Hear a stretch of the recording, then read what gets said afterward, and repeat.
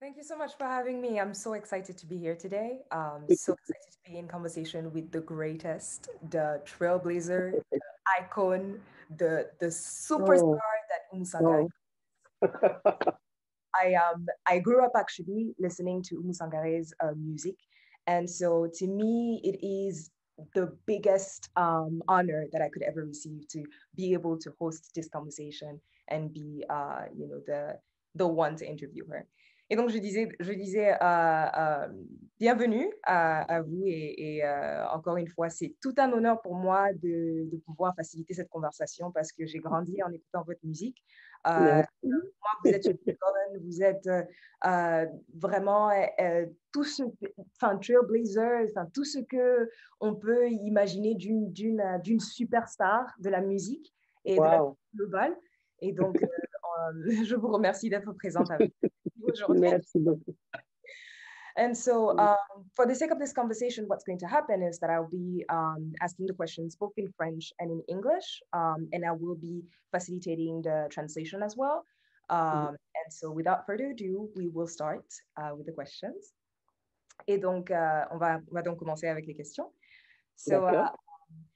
I grew up listening to your music from my early years to now. I am 27 years old now, but I started listening to your music when I was probably like 2 years old. And I was introduced to your music from my grandmother to my mother to, myself. And I know younger people who listen to your music. And Mhm. your contribution to our culture has had the greatest impact on Oh, wow. my own conception of who I am and how I even embody Africanness, if that makes sense. So my Mhm. question for you is, how does it feel to be such an icon for multiple generations? Et je vais dire donc en français. J'ai dit que, Mhm. enfin, moi, j'ai grandi en écoutant votre musique depuis que je suis Mhm. mes 2 ans à mes 27 ans maintenant. Et j'ai été introduit par votre musique à travers ma grand-mère et puis ça a été ma mère et là maintenant c'est moi qui écoute ça. Mais je connais des gens qui sont même plus jeunes que moi, qui écoutent Mhm. votre musique, qui sont passionnés, qui sont vraiment impactés par votre message en général. Et donc la Tout question à fait. pour vous aujourd'hui, c'est qu'est-ce que ça signifie pour vous d'être une aussi grande icône et une superstar comme ça pour toutes les générations multiples en fait? La grand-mère, Wow. la mère, la fille. Wow, wow. Euh, ça fait plaisir. C'est, c'est un plaisir, mais c'est aussi une lourde responsabilité J'imagine. parce que voilà, le but, c'était, si tu veux, c'était ça, c'était de pouvoir vraiment euh, informer le maximum de femmes. Comme vous savez, chez nous, les femmes euh, sont privées de beaucoup de choses. Donc, j'ai décidé d'être la bouche de toutes ces femmes sans voix. Et voilà, ça vient de mon histoire personnelle. Parce que je suis née dans une famille polygame où mon père vite a laissé ma maman et puis partir avec les autres femmes, laisser ma maman avec beaucoup d'enfants. Et c'était la souffrance de tout. Donc, c'est ça. J'ai voulu venger ma maman et en voulant venger ma maman, chantais pour soulager ma mère. Et dans des cérémonies, quand je parle de ma situation, de ma famille, de ma mère, autour de moi, je vois beaucoup de femmes en larmes. Je dis non, waouh, donc ça veut dire que beaucoup de femmes souffrent comme ma mère. C'est de là que j'ai décidé euh, de donner le nom de mon tout premier album, Wassoulou, la femme.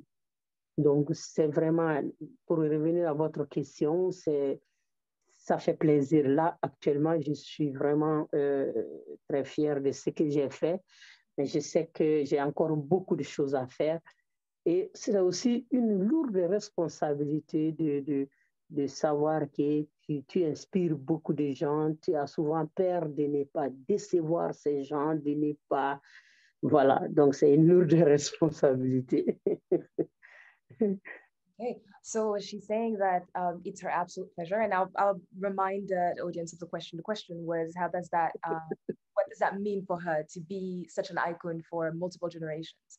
And what she said is that it's her utmost pleasure to be that and to represent that for so many people, but at the same time, it's so much responsibility. It's a heavy because you know she does not want to disappoint people. She doesn't want to convey the wrong message, but essentially, in response to the question of where does that come from and why is it that you know this is her position now, she responded that that's essentially like it all started with her own story and her own desire to provide women of her cultural context with a voice so that they could actually feel a sense of being seen and of being liberated from the suffering that they were experiencing.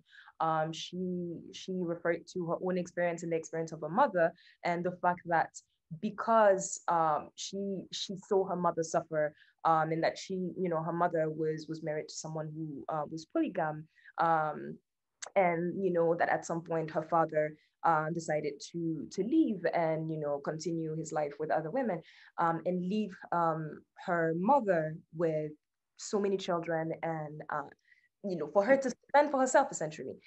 Umu decided to use her own voice to you know to console her mother, to hold her mother, but also to avenge her mother and to make sure that all the marginalized women who exist within her culture and her cultural context are provided with an advocator, like someone who advocates for them, someone who is their voice. And so that came from that. But you know, as she reiterates, it's a heavy responsibility.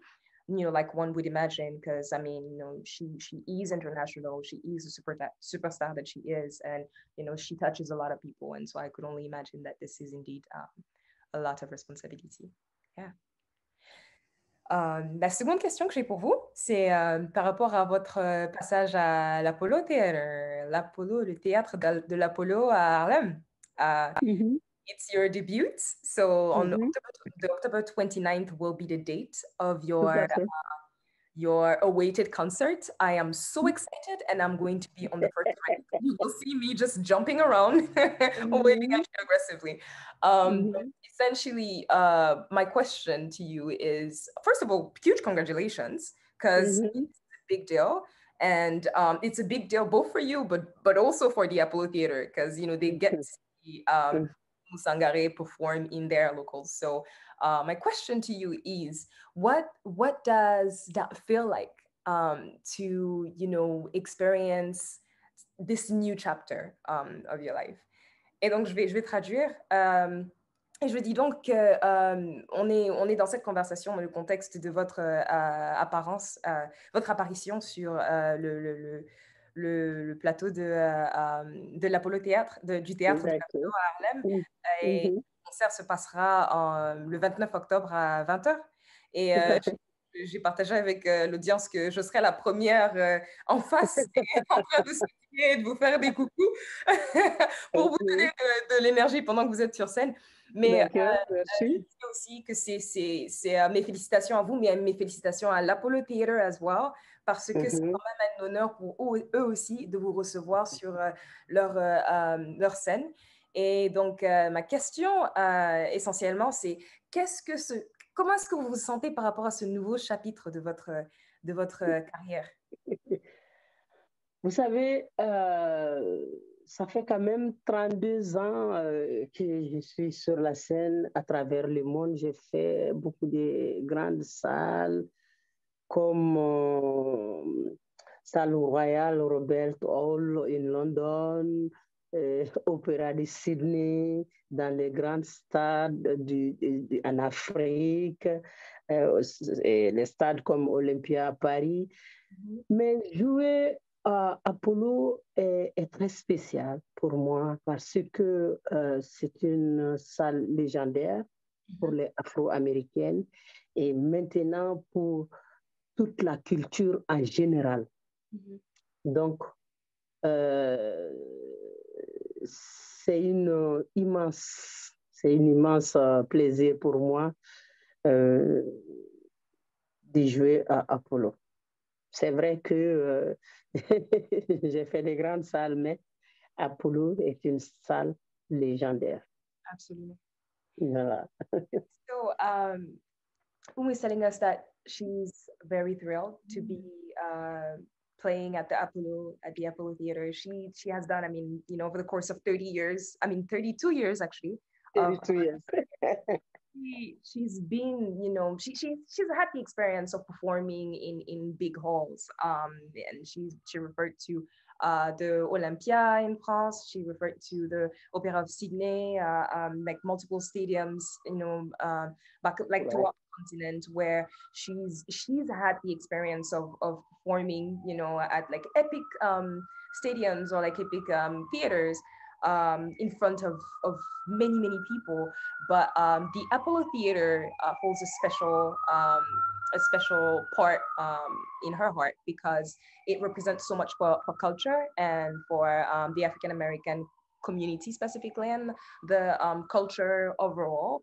And it's such an honor for her to be able to be there and perform there and being able to be in community with folks as well in that sense. Now, throughout your career, your songs have felt like a deep introspection of yourself and culture. You talk with such honesty that it sometimes felt like a mother or an aunt opening her niece's eyes to the realities of the world. Do you recognize that in your own work? And why do you feel this is so important? Et dans la question en français, c'est tout au long de votre carrière, vos chansons ont été ressenties comme parfois des profondes introspections de vous-même et de votre culture. Vous parlez avec une telle honnêteté qu'on a des fois l'impression que c'est la voix d'une mère ou d'une tante qui est en train de parler à sa nièce et qui est en train d'essayer d'ouvrir les yeux de sa nièce sur les réalités du monde. Et donc, ma question, c'est reconnaissez-vous déjà ça comme étant partie intégrale de votre travail? Et si oui, pourquoi? Pourquoi est-ce que c'est si important pour vous de donner une opportunité à votre audience de vraiment participer à cette introspection, ce questionnement peut-être de la norme, de ce qui est considéré comme étant bien ou pas? C'est très philosophique. Donc, oui, quelle est votre position sur ça?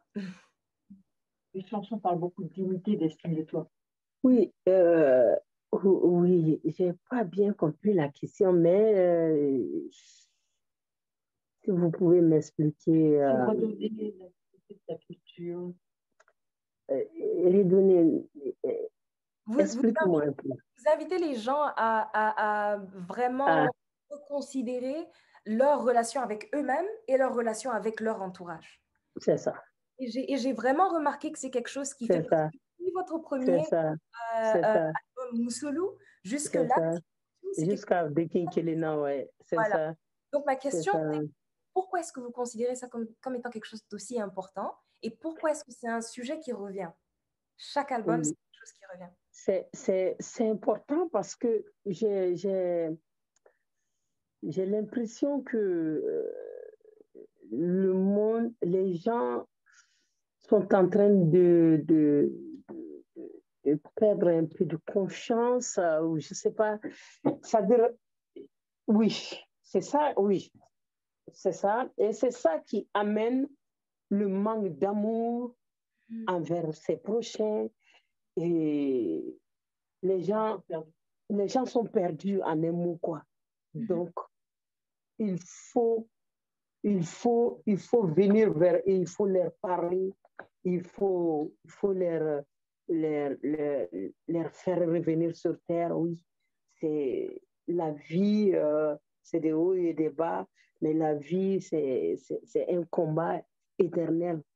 Donc, c'est un combat qui ne finit jamais. Il ne faut jamais se sous-estimer, il ne faut jamais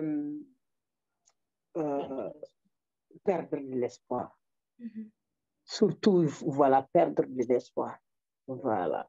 Il faut croire en soi-même dans la vie. So faut compter sur soi-même aussi. Il faut compter sur soi. absolument. So she shared with us that the reason why, pour moi, je vais juste dire pour moi, la vie c'est comme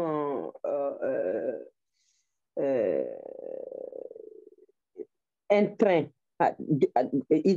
À ta naissance, tu es dans un train avec tes parents. Tu vois, la vie, c'est ça. À chaque station, il y a un qui descend. Donc, c'est-à-dire, à la fin, il y en a qui descendent. Tu vas perdre, tous tes parents vont descendre. Tu vas te trouver seul dans un monde. Donc, quand tu n'as pas cette culture d'être fort, et d'être... parce qu'il y a des gens qui descendent, il y a des gens qui montent, qui viennent dans ta vie. Il y en a qui, ceux qui montent même peuvent descendre, te laisser seul. Donc, il faut apprendre à faire face à tout ça dans la vie. Voilà, c'est ça, la vie. In response to my question last for why is it that in many of her songs from the beginning, her first album Wassoulou to now Timbuktu, there is a recurring theme that keeps on coming back, which is to like it's self-confidence, it's like a deep introspection that she invites the audience to engage in. And essentially her response as for the why is because she believes that we are living in a world where people lack confidence these days, and because people lack confidence and they may not have like the best relationship with themselves, sometimes they end up not having the greatest relationship with other people. They don't necessarily know how to love one another, how to support one another, how to be there for one another. And so the constant reminder is to nurture other people's strength, to make sure that other people are remember that they are worth it, to really help with like supporting other people in developing their own confidence. And then she added that for her, life is like a metaphor. For you to be able to navigate life, and for you to be able to live life to its fullest, you have to be strong. But she also sees life as a metaphor, and this is a metaphor that she shared with us. She said that it's like a train. And at the beginning of the trip, you are with your parents, and you are in the car with your parents, the train car, the train wagon with your parents. And as life progresses, as life goes, sometimes people come off the train, sometimes people get on the train, sometimes you remain by yourself on the train as you continue to move forward. And if you are not attentive, if you don't pay attention, if you're not there for yourself, if you don't have self-esteem, sometimes it's hard to face the hardship of life. And so through her music, Oumou hopes that she can provide with support and guidance for those of us who need to be cultivating self-esteem and who need to be cultivating a deeper understanding of who we are, as well as a stronger, persona. Yes. There is a certain ownership and awareness of self that your music conveys. It is in the songs, the stories, and the films, because I consider your video clips to be films. They are short films for me. They're so well done, very intricate, so precise. And it all screams subjectivity to me. It feels like you were telling people this is a person and this is what agency looks like. So Wassoulou, specifically, the first track of your latest album, Timbuktu, speaks directly to that. Tell us more. Et donc la question en français, c'est qu'il y a je vois qu'il y a une certaine conscience de soi, une certaine estime de soi que vous véhiculez à travers votre musique. C'est dans les chansons, c'est dans les histoires et c'est dans les films. Et je dis films spécifiquement parce que moi, je considère vos clips vidéo comme étant des films. En fait, c'est des courts-métrages. Parce que si on prend en considération, par exemple, Wassoulou, la manière dont l'histoire a été écrite, la manière dont ça a été capturé à travers une vidéo, mais c'est très fort, c'est très puissant. Donc, la question que je vous pose, c'est pourquoi est-ce que c'est cet angle-là, encore une fois, que vous considérez à travers votre direction artistique, à travers votre musique en général? Pourquoi vraiment une concentration et une insistance sur le côté self-esteem, sur le côté de l'estime de soi, sur le côté de la conscience de la valeur de soi-même. Voilà. Mm. Parce que c'est très important pour nous, c'est très important pour l'humanité. C'est-à-dire, la valeur, c'est estimer sa culture, estimer d'où tu viens. Si tu prends l'exemple sur Wassoulou, j'ai écrit parce que le Wassoulou était vu comme une partie du Mali La Guinée aussi. Qui était concentré seulement sur la musique. Que c'est des gens qui ne font rien, qui ne font que la musique, ils refusent de travail, ils font tout, tout est basé sur la musique. Et dans ces derniers temps, avec l'évolution de beaucoup de choses, par exemple, j'ai créé un grand festival qui accueille 400 000 personnes dans le Wassoulou et en 3 jours, je fais ça en 3 jours depuis 2016 jusqu'à maintenant. Et quand on voit le développement que la musique est en train d'amener dans le Wassoulou à une vitesse incroyable, donc il ne faut jamais sous-estimer soi-même, ni la culture. Oui. C'est ça. Donc, c'est pourquoi j'ai magnifié Wassoulou, mettre en valeur Wassoulou, quand Wassoulou bla valeur là. Comme il veut dire à Kandoni. Mais...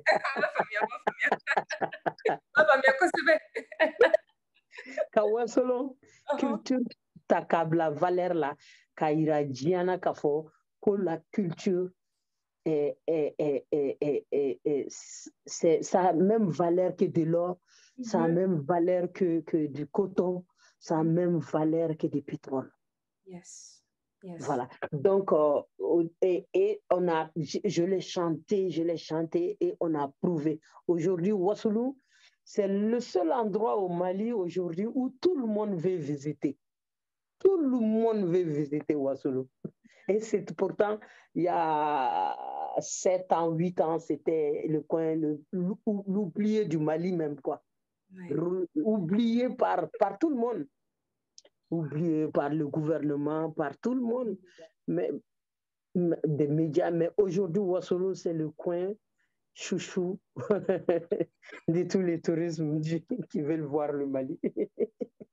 Ça, c'est dû à la culture et à l'attachement de notre valeur, du racine. So in response to the question, which was why is it that there is an emphasis on the ownership of self, the self-esteem once again, and the appreciation of one's culture, Oumou got back to us and told us essentially that it's the reason why she chooses to share these stories. It's because she's aware of the power that comes with her culture, and the power that comes with sharing one's culture under a specific light. And she gave the example of Wassoulou. The reason why she went for Wassoulou, the reason why she wrote Wassoulou the way she did, it's because Wassoulou, the region of Wassoulou, was part of, partially part of the Mali and also other parts of other countries like, precisely Guinea as well. Wassoulou was considered as was a neglected region, essentially. And although it held culture and it had talented people, unfortunately, this was a part that was not taken seriously, and its people were not taken seriously either, because they were mostly musicians and performers.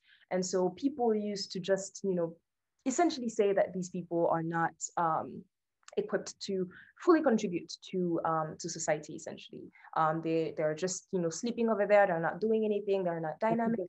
But essentially, in the past about 6 years, she started a festival there. festival that's called Wassoulou Festival, and she started it in 2016. And this has brought a lot of people. It's a festival that lasts for 3 days, and sometimes it receives up to 400,000 people. And the purpose behind that was for her to put Wassoulou on the map because of the confidence that she had in her own culture and her own self, her own ability to bring Wassoulou back to at the forefront of the Malian culture, and for it to be seen globally as a part of the world that held so much culture and so much potential. And thanks to that to this effort, now in Mali, Wassoulou, the region of Wassoulou is one of the most coveted region, like one of the most frequented places within the tourism sector.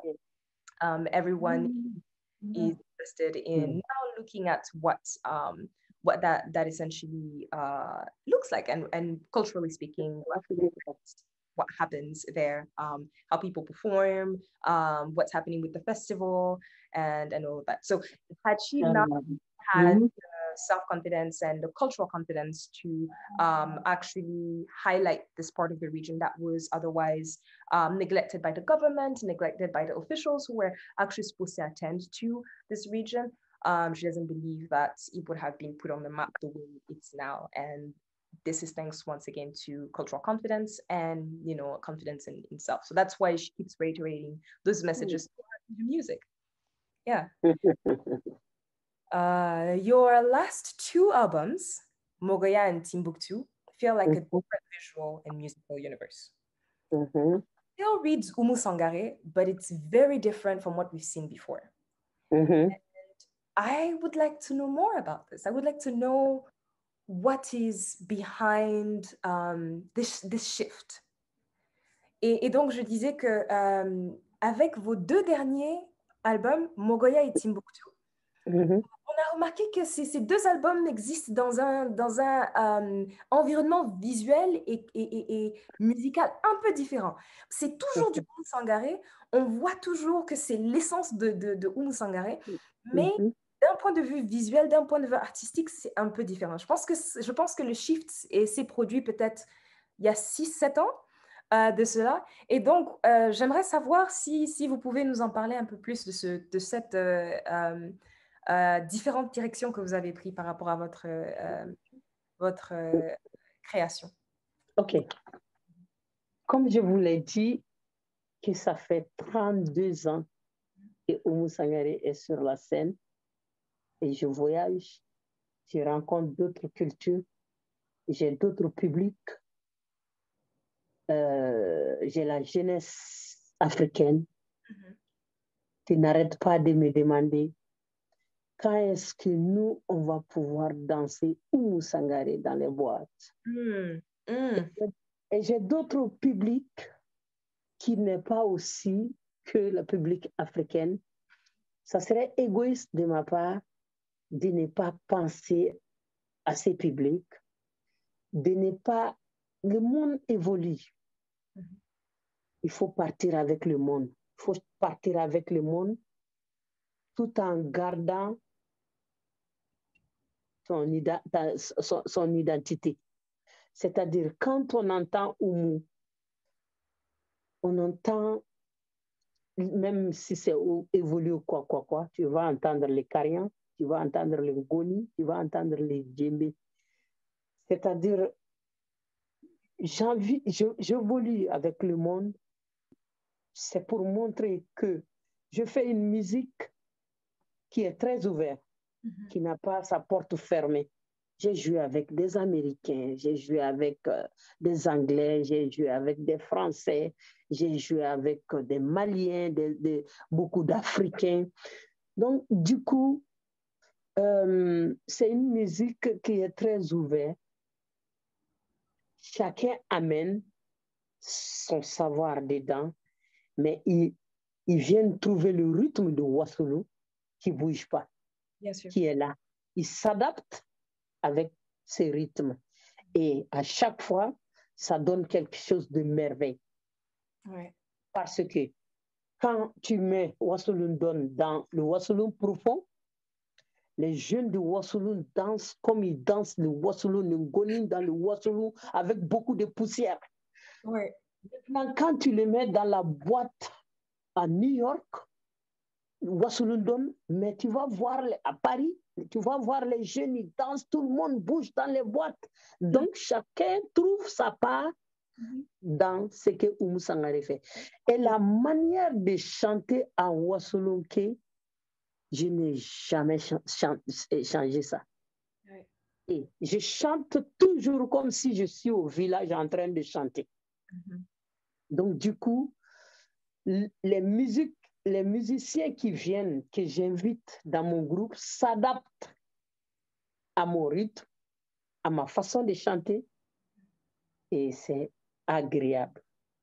Donc, tout le monde peut le lire.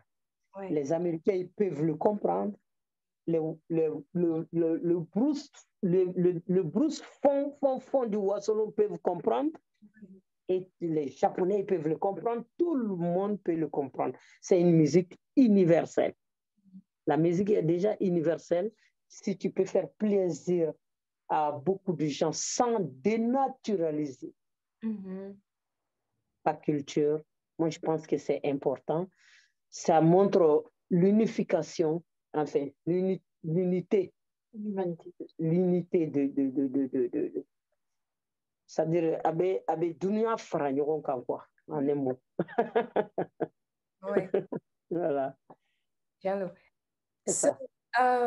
So essentially, when I asked about what is it that we are noticing a shift, perhaps like for the past 6 to 7 years, we're noticing a shift in the art direction of the two last albums of Oumou, which are Mogoya first and then Timbuktu.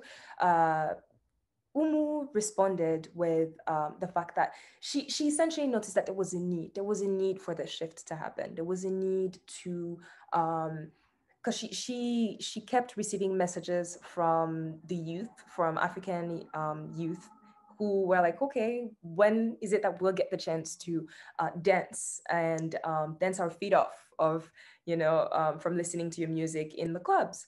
And from this request came a desire to open up a little more and like consider the things that she saw as she was traveling, because she traveled all over the world, and as the artist that she is, she really took it by heart to accept the contribution of other people and inspire herself from the things that she had encountered across the world. But one thing that is very important to her is to keep her authenticity. And so even when she would invite people to play with her on her band, it still was imperative for them to adapt themselves to her style of singing, her style of dancing, her style of making music, her sound. And even regardless of how the sound evolved, it was imperative for her to still have, musical instruments like the ngoni, like the djembe, like the kora. Like it's something that is integral to her style, to her voice as a musician. And so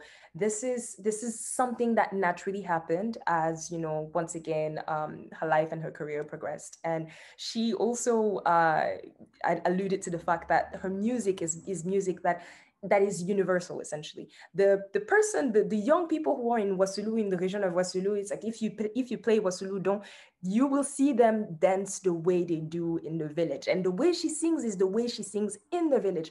And so she keeps that essence and she makes sure that everyone sees themselves in that. The same way as if we play this music in America, people will dance to it their own way, but it would still be the essence of Wassoulou. It would still be the essence of Oumou Sangaré. It's still her own authentic voice, if that makes sense. And so out of this shift came a desire to continue on making music that's universal and that speaks to everyone, but at the same time remains true to her essence as an artist.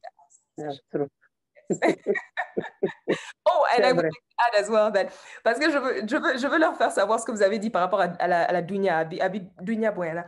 Donc, voilà, and so she's also saying that the intention behind her making music that is so universal, but also so authentic to her own experiences, because she believes truly that if people can vibe on the same music, essentially, then it reproaches people, like it you know, brings them together, essentially. I've never been to the region of Wassoulou. It's now on my to-do list, but I've never been to the region of Wassoulou. But I kid you not, when I saw this video, for instance, I absolutely resonated with that. And I mean, to be quite honest, I cried actually the first time I saw it. So the video clip. And so it's the message. The message is, you know, that the intention behind making music that is so impactful, that is so powerful and so authentic, is for it to be a universal message that will bring everyone together. Je viens juste de leur expliquer aussi, j'ai ajouté mes deux J'ai compris.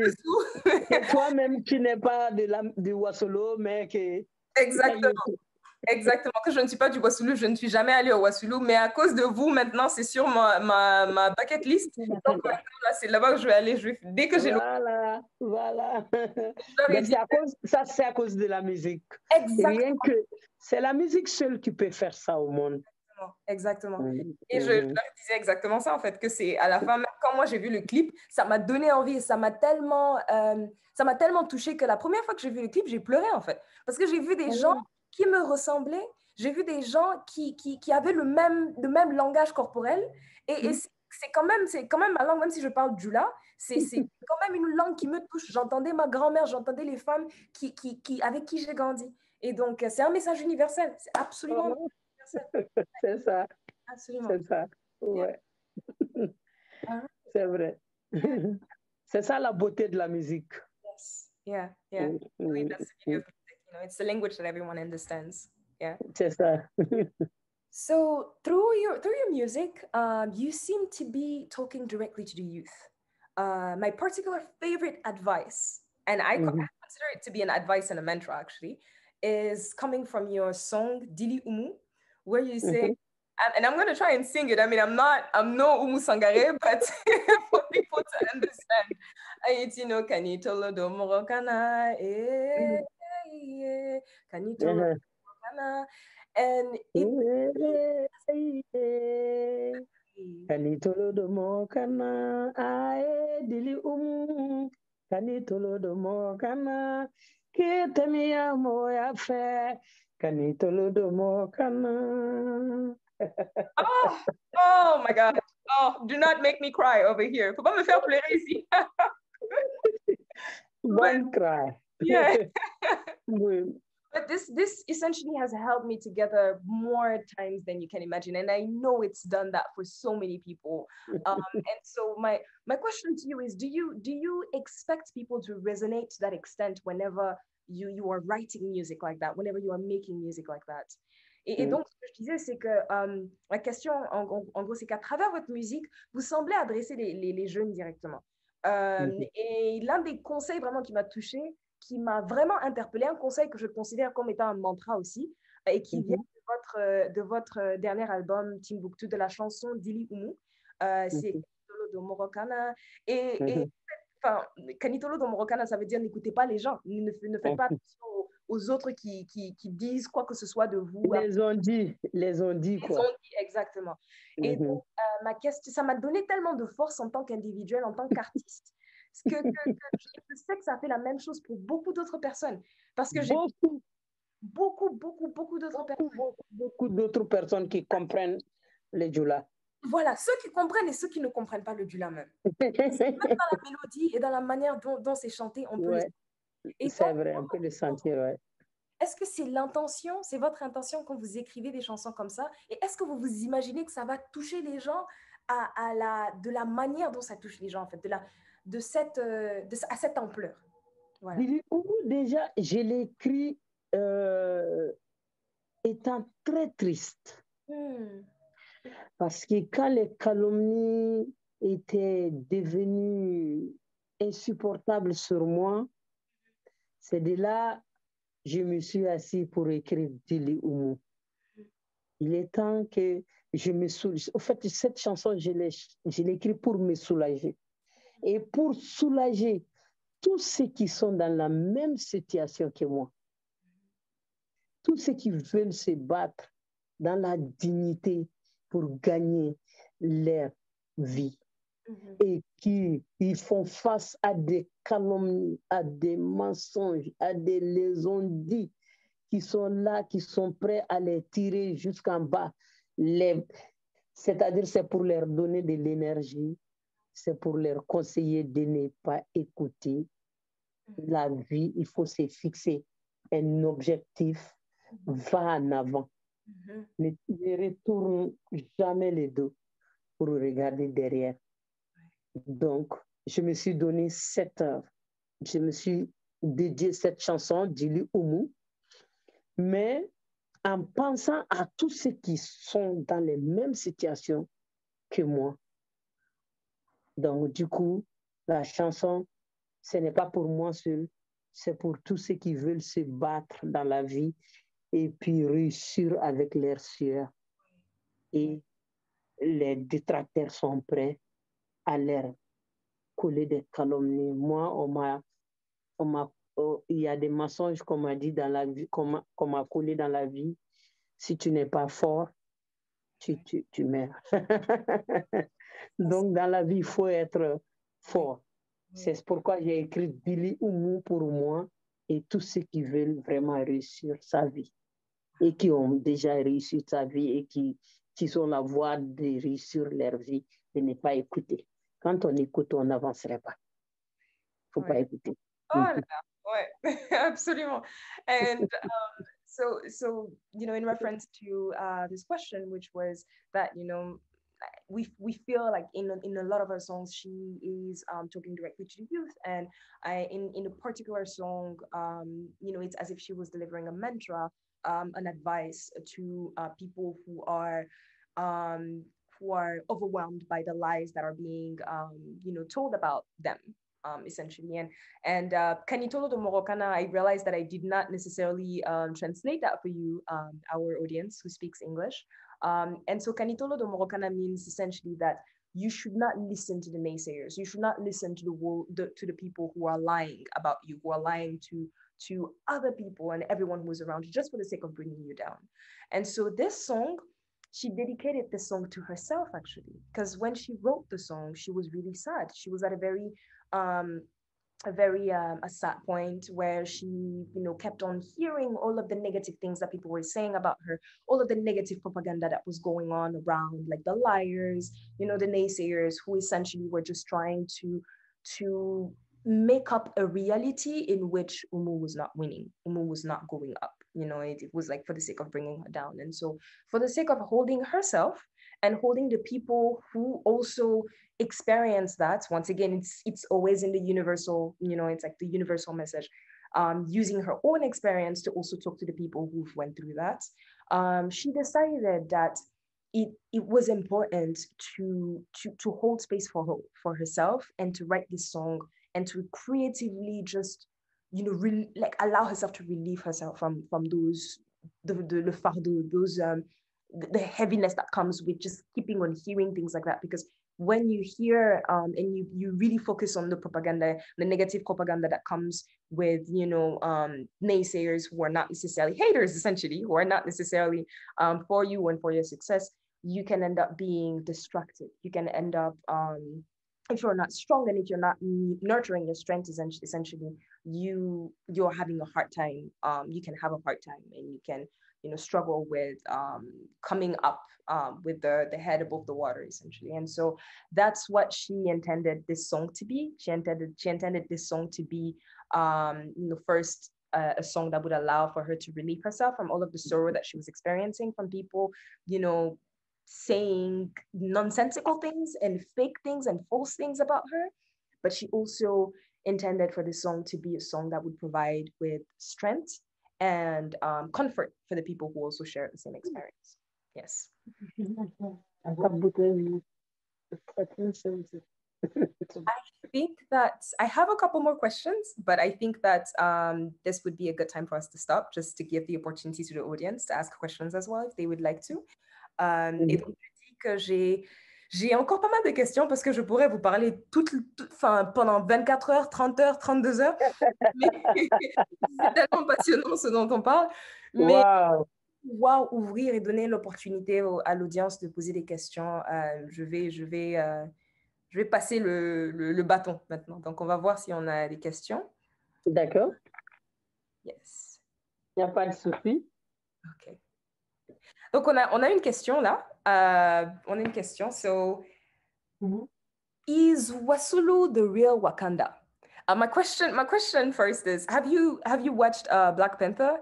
And then je vais le dire en français. Donc, la personne demande si Wassoulou est le vrai Wakanda. Je ne sais pas si vous avez vu le film Black Panther. Enfin, je suis sûre que vous avez vu le film Black Panther parce que je pense que votre musique est aussi dans le film. Mais c'est ce que la personne demande. Est-ce que c'est le Wassoulou? C'est le vrai Wakanda? Ben pour moi, oui. Pour moi, c'est le vrai Wakanda. Pour moi aussi. Pour moi aussi. Et pourquoi est-ce que vous voyez le Wassoulou comme le Wakanda, comme le vrai Wakanda? Parce que le Wassoulou, c'est le Wassoulou Wassoulou est tellement riche en culture. Le Wassoulou, je vais vous expliquer Wassoulou. Wassoulou, c'est une petite partie du Mali, de l'extrême sud, Oui. qui fait frontière de la Côte d'Ivoire et de la Guinée-Conakry. Ouais. Donc, c'est le côté très, très, très vert. C'est vraiment la verdure. C'est le même climat que la Côte d'Ivoire. Oui, oui, oui. Et le Wassoulou est composé de 3 ethnies. Des Bambara, des Malinké et nous, les Peuls. Nous, les Peuls, on est venus comment? Parce qu'on est des bergers. Les Peuls, là où les bœufs trouvent à manger, où il y a beaucoup d'herbes, les Peuls aiment être là-bas. Donc, on a quitté le nord du Mali, voire jusqu'en Éthiopie. On a quitté le nord du Mali et puis on est venu jusqu'à Wassoulou à côté des Bambara et les Malinké. Donc, ces 3 cultures-là sont mélangées. Vous voyez le métissage tellement que c'est beau. Oui. Donc, la musique du Wassoulou, c'est 3 cultures mélangées. C'est du Peul, du Bambara et du Malinké. Ouais. Donc, c'est un arbre de paix dans un triangle. Donc, c'est quoi? C'est un arbre de paix. Tu vois, c'est un art de paix, des 3 ethnies qui s'entendent bien, qui ont su mélanger leur culture, qui a donné un son extra unique au monde. Oui. Quand on entend le rythme du Wassoulou qui arrive, on sait que ça, c'est du Wassoulou. Oui. Donc, c'est le mixage qui nous a donné ça. Et donc, moi, je ne peux pas être fermé aux autres cultures parce que je sais qu'est-ce que c'est mixage. Voilà, qu'est-ce que c'est le mix, tu vois. Voilà. Yeah. So, to the question, is Wassoulou the real Wakanda? And I agree with her answer. Oumou says that yes, for her, Wassoulou is the real Wakanda. And yes. When I asked her why, essentially, she shared the fact that, well, the Wassoulou, when you think of the Wassoulou, it's a region that lives at the intersection of multiple countries. You have the Guinea, you have Mali, and you have Côte d'Ivoire, and they're all sharing borders. But prior to those borders even mattering, Wassoulou was here, Wassoulou was present, and it was real. And she also shared, that for her, it is Wakanda because it represents what Wakanda ultimately should be about for her. Because when you think about it, it's like 3 ethnic groups that she's mentioned. It's the Bambara ethnic group, it's the Malenke, and it's the Fulani people. And even if the Fulani people are coming from the north, they're herders. And because it's a green region, it's the region that has a lot of essentially, nutrition for all of the cows that they're herding. From the north to the south, and they settled there. Now, with them settling there with the Malenke and the Bambara people, there is a mix of culture that came as a result of those three ethnic groups coexisting, because it's also them coexisting and in peace that, resulted to this specific sound, this special culture to emanate from this whole, this rencontre, this, encounter, this cultural encounter. So because she is from Wassoulou, because she's the songbird of Wassoulou, it does not make sense for her to be closed as an artist. Like, it's because she comes from, a culture of a mixage, essentially, of mixing. She essentially embodies that through her art, and she believes Wakanda should essentially be that, and because she believes that, Wassoulou is Wakanda, Wakanda is Wassoulou.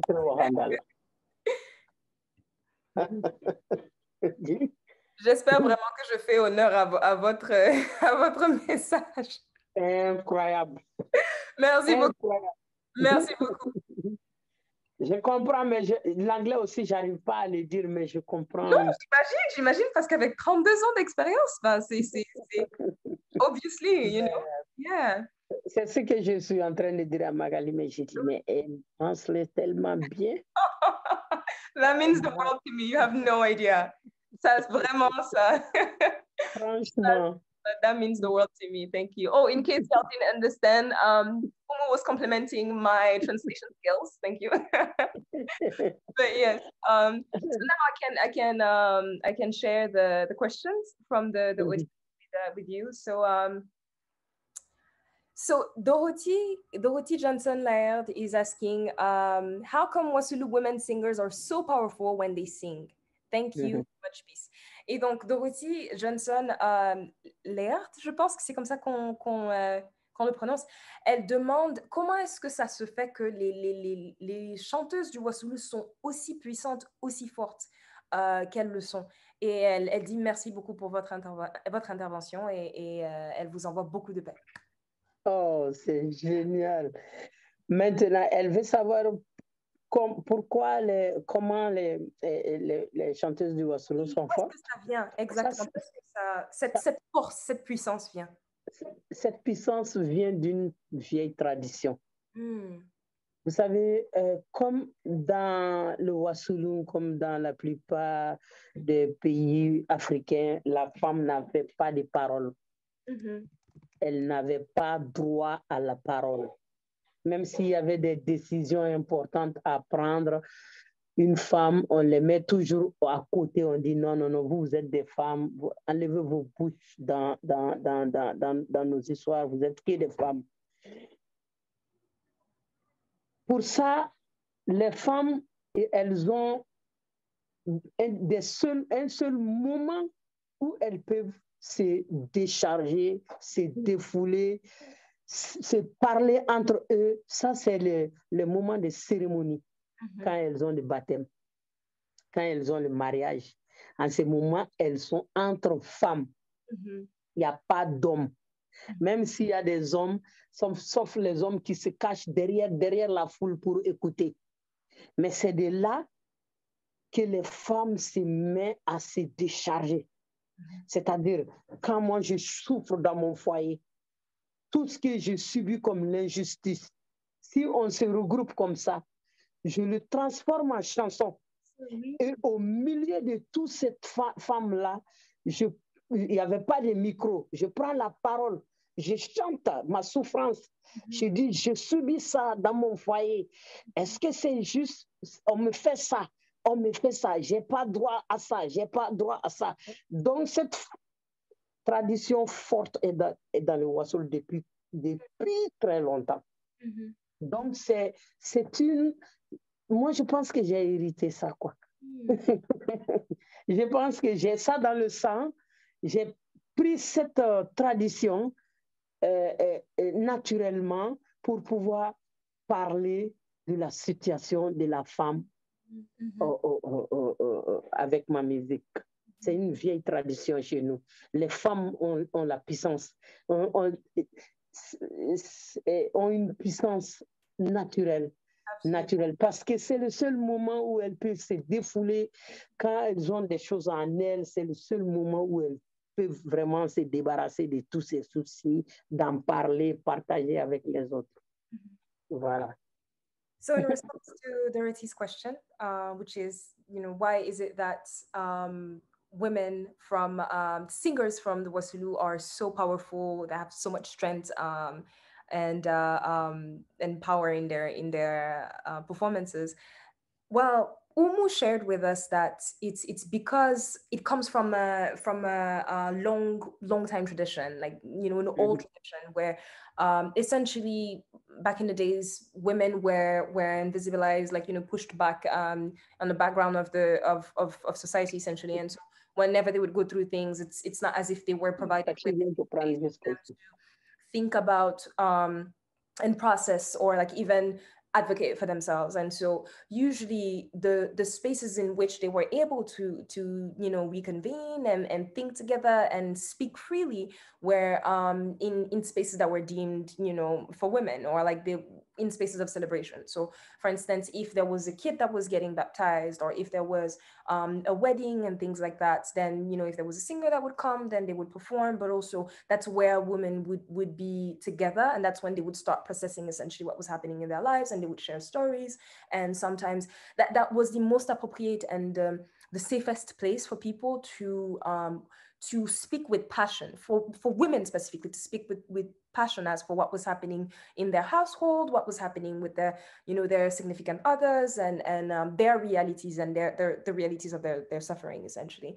So out of that came a tradition that she inherited herself, and she's now the person that she is because she comes from this lineage of women who found ways and found spaces to take back their agency essentially, and they were able to do that in spaces that were once again essentially for celebration, but they turned it into spaces where women could voice their opinion and they could support each other, because that's really what it is about ultimately.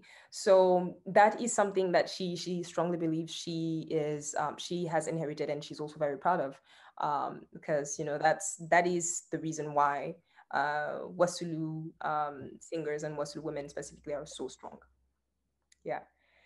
Can you tell us about the photos on the wall behind you? That's an anonymous attendee. La photo derrière toi. Ah ouais. Oui, les photos derrière toi. Derrière, il demande qu'est-ce que, ouais, qu'est-ce que sont ces photos? Ça, ouais, ça, c'est moi et le président ATT. Ah, Tété. Parce que ça, c'est le président à l'époque de la FAO, où moi, je suis ambassadrice de la FAO. C'est quoi l'acronyme de FAO? Je pense que c'est la fédération. FAO, c'est Food and Agriculture Organization. Ah, Food Agriculture Organization. OK. Yes. Moi, je suis ambassadrice et c'est lui le président, c'était le président du Mali à l'époque. Et lui, c'est Jocelyne, tu le connais? C'est un ministre français à l'époque. C'est un ministre français à l'époque qui est allé me décorer à Bamako, chevalier des arts français. Chevalier des arts et des arts et lettres de la République. Des arts et des lettres de la République française à l'époque. Mais c'est vieux, depuis 93, quelque chose comme ça. Chérie, tu n'étais pas encore né. Ah oui, c'est vieux. So in response to the photos, so essentially the photos that you see in the south, I would say, like south. I'm saying south. The one that's by the statues is a picture that she took with the president of the FAO, the Food Agriculture Organization, and the president of Mali at the time, who was Atete. And she is the ambassador of the FAO, and so because this is a dear picture of us, that's where she has it, and then she has the other one on the upper left side, where there was des Affaires étrangères. Yeah, so it was it was taken in 1993, and it was the minister of the external affairs in France who was decorating her in Mali. And yeah, like this was one of the most memorable, I believe, moments that Yes. Night of Art and Letters of the French Republic. there you go. Yes. Yes. Night of the of Arts and Letter of the French Republic. Yes. Thank Yes. you, Magali. You're welcome. Thank you, friend.